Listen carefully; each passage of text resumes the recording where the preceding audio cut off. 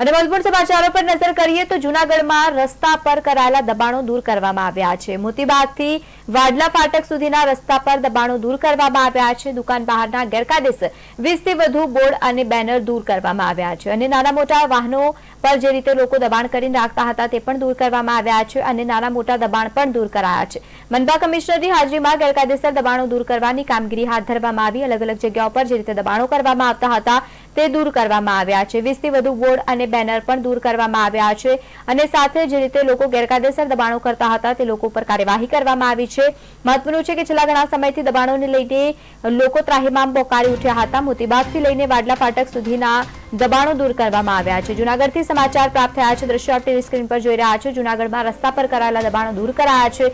મોતીબાગથી લઈને વાડલા ફાટક સુધીના દબાણો દૂર કરવામાં આવ્યા છે। દુકાન બહાર ગેરકાયદેસર 20 થી વધુ બોર્ડ અને સાથે જ બેનર દૂર કરવામાં આવ્યા છે અને નાના મોટા દબાણો પણ દૂર કરવાની પ્રક્રિયા હાથ ધરવામાં આવી।